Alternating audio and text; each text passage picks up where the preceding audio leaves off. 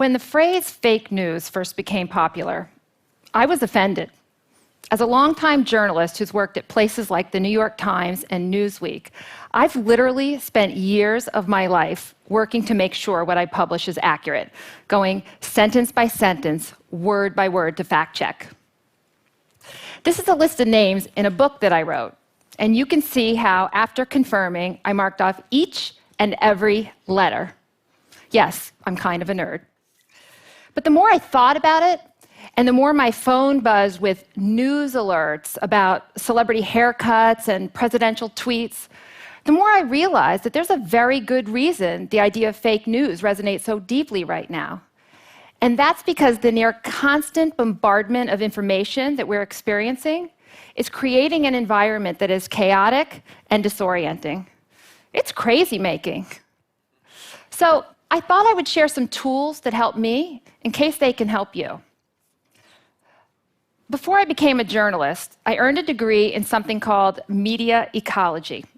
Now, this is a funny name for a field of study established by the writer Neil Postman that examines how society is affected by the methods people use to communicate. If you go back all the way to when humans were living in caves, you can see that each time a new communication technology was invented, it changed our culture radically. We didn't just invent literacy and keep our old oral traditions, or add computers and maintain the same analog society. Instead, every time a new technology was invented, the change was ecological. All of our interconnected systems and relationships changed, which in turn affects our habits of thinking, which then alters our beliefs. I've come to think about it this way.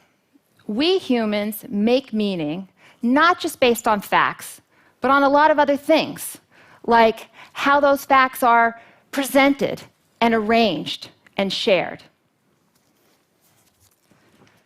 So while the phrase fake news is catchy, and it's certainly important to address troublemakers who are spreading totally made-up stories through social media, the phrase is too imprecise and too loaded to help us sort out the very real and very important ways that humans filter all different types of information to form ideas.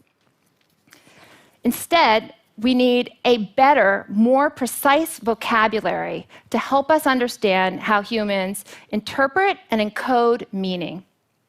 And these are 4 media literacy tools that you can use when you hear any type of media communication. First, every media message is constructed. A human being makes it based on a lot of conscious and unconscious choices. This matters because no report, no description will ever be 100% the same as the thing it's describing. And so it's important to ask, what motivated this message? A glass of water is a fact, but a description will differ coming from a scientist or a poet.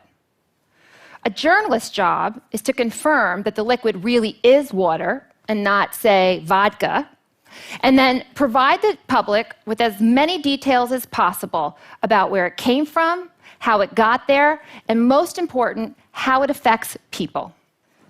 While a science journal may focus on water's chemistry, a fitness magazine might appropriately care more about whether it can help you get rock-hard abs.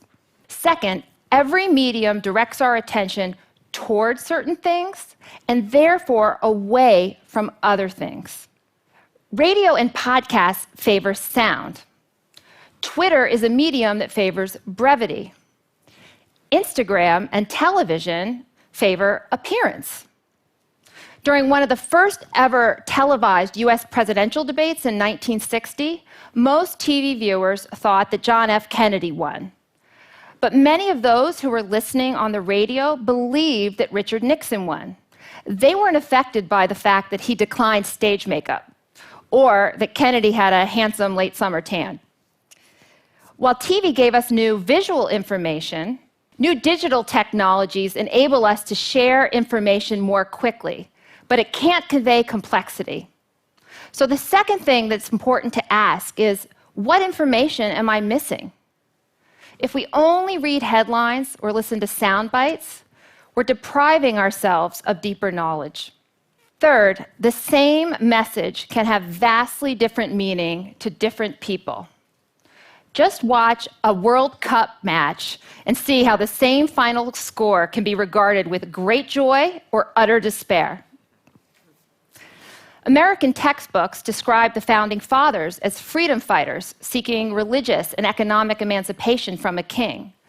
But if you were a Native American whose ancestors had lived for generations in North America, you certainly wouldn't see these Europeans as emancipators, but invaders.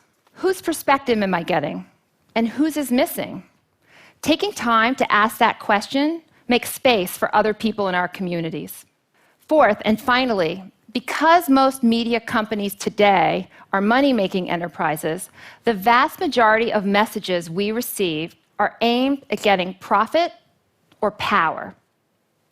If you see a commercial, you can be 100% certain the purpose of the message is to try to sell you something. Inherent in any editorial or opinion piece is someone trying to persuade you of their idea. The problem isn't that reputable journalists don't understand their job, which is to get as close as possible to the truth in a particular moment in time. The problem is that media companies use terms like breaking news or really dramatic footage in order to attract the largest possible audiences. They also fill endless hours with those panel shows, which usually cost a lot less to produce than actual journalism. Meanwhile, audiences are receiving journalism and opinions and entertainment and commercials all jumbled together on the same screen. And who has time to sort out all the different types of messages? Who profits? Pausing to ask that question helps us decide whether or not a message is significant. Humans make meaning, and it's absolutely one of our greatest gifts. But we need to understand how we make meaning, no matter which technology we use or whatever new technologies are invented next week. As a society, we've been having the wrong conversations.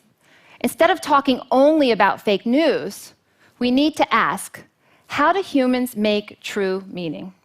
The next time you get your news, why not pause and consider, who made this message and for what purpose? What are their values and their intentions? Whose perspective am I getting? And what information, or which of my neighbors, might be missing? In a time when handheld machines can broadcast a message instantly around the globe to millions of people, getting savvy about how media works is the only way to stay human and possibly sane. Thank you.